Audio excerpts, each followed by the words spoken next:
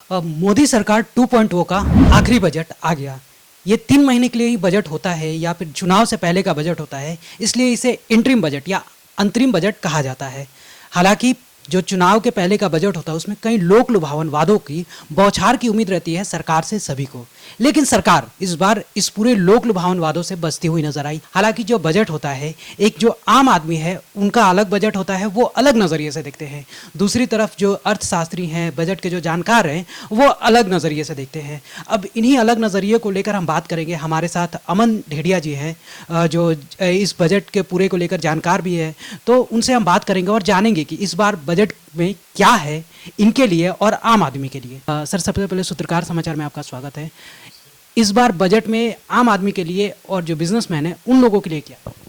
इस बार की बजट में देखी गई है कि सरकार ने कुछ लोक लुभावन वादा नहीं की है, जबकि अंतरिम बजट में अक्सर हमने देखा है कि पहले ऐसे होती थी कि आने वाले चुनाव के लिए सरकार ऐसे कुछ वायदे कर देते जो सामने जाकर उन्हें निभाया नहीं जा सका था। पर इस बार हमने देखा है कि उन्होंने ऐसा कुछ गलत या ज़रूरत से ज़्यादा वादा नहीं किया है।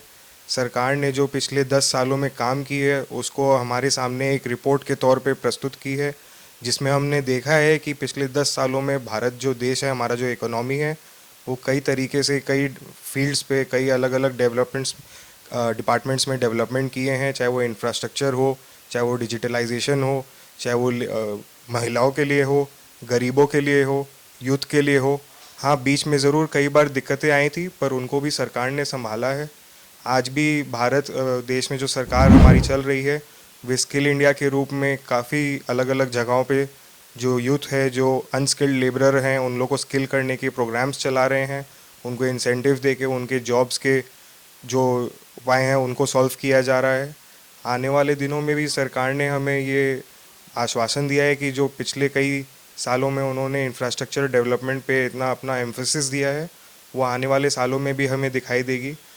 आज वित्त मंत्री निर्मला सीतारमन जी ने जो कहा है, उससे हमें ये भी देखा जा रहा है कि सरकार को पूरा भरोसा है कि वो वापस चुनाव जीत के आने वाली है और वो सत्ता में आने वाली है, पावर में आने वाली है।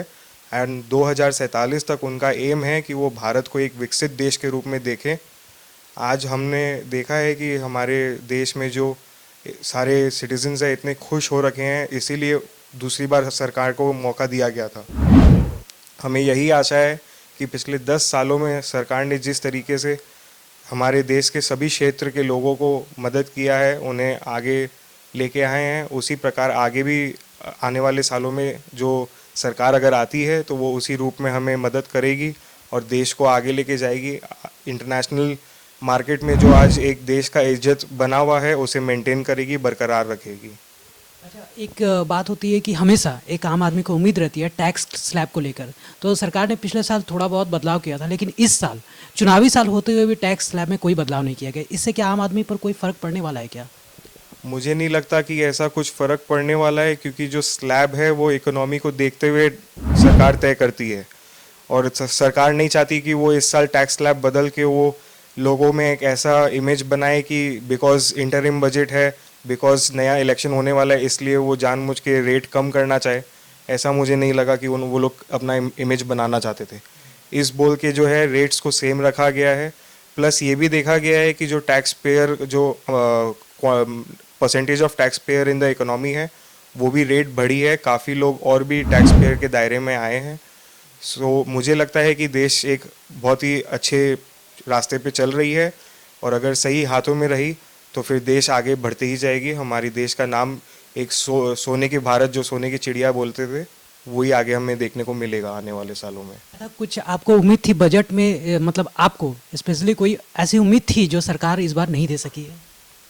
मुझे ऐसा कोई पर्टिकुलर उम्मीद बोल के नहीं था, लेकिन जो उम्मीद मैं बल्कि देखूंगा कि जो उम्मीदें थे वो मीट की गई है, क्योंकि इंफ्रास्ट्रक्चर डेवलपमेंट और स्किल डेवलपमेंट अगर होगी तो सारे बिजनेसेस को उससे फ़ायदा होगा, क्योंकि स्किल जितना डेवलप होगा तो जो सारा वर्क फोर्स है वो अच्छे से काम करने के लिए मोटिवेटेड रह पाएंगे और उसी के एफर्ट के इन टर्न जो इफेक्ट आएगी, वो सारे बिजनेसेस जो है वो अच्छा उत्पादन कर पाएंगे, अच्छा डिलीवरी दे पाएंगे, तो सारे बिजनेसेस को भी फ़ायदा होगा। प्लस जो इंफ्रास्ट्रक्चर डेवलपमेंट होगा तो उससे लॉजिस्टिक्स हो गया, ट्रांसफरिंग हो गया, डिजिटलाइजेशन हो गया, सब चीज़ में हेल्प आएगा और हमने देखा है कि अलग अलग कई रूप में डिजिटलाइजेशन जो है, जो इंटरनेशनल में भी बाकी जो कंट्रीज़ हैं उन्होंने ऐसा इजी पेमेंट का फैसिलिटी अभी तक नहीं निकाला है।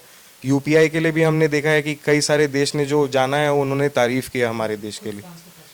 खुद फ्रांस के प्रेसिडेंट अभी आए हुए थे देश में और उन्होंने हमें बोला कि ये ऐसा यूपीआई का पेमेंट्स जो स्किल है देख के उन्हें बहुत ताज्जुब लगा और बहुत अच्छा लगा। और प्लस अभी यूपीआई में भारत ने रुपे जो है उसके तहत भी यूपीआई को चालू कर दिया है कुछ महीनों पहले से।